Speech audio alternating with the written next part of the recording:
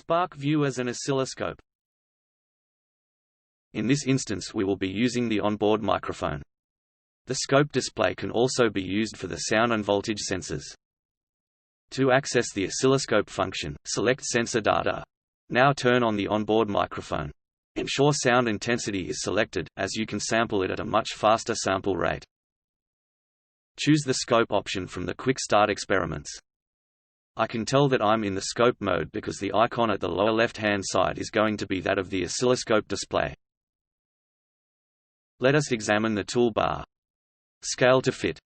Toggle move or select mode. Add coordinates tool. Add annotation. Increase data points. Reduce data points. Positive trigger. Negative trigger. Settings. Next I'm going to get ready to select data. I'm going to turn off my sound so you don't have to listen to me whistle.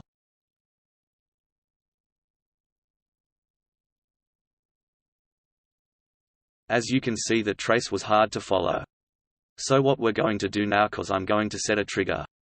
I can do that by selecting the icon at the lower left-hand side and selecting the arrow pointing up to the line. That will show the trigger on the scope display.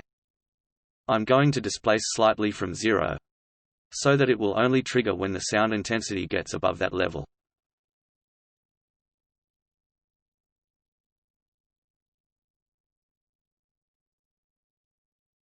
If you wish to preserve the trace on the scope, go ahead and stop data collection while the sound's being played.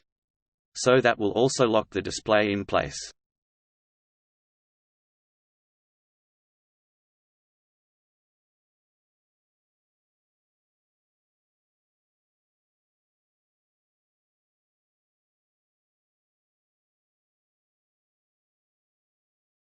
The trigger can also lock the display in place until the trigger is exceeded again.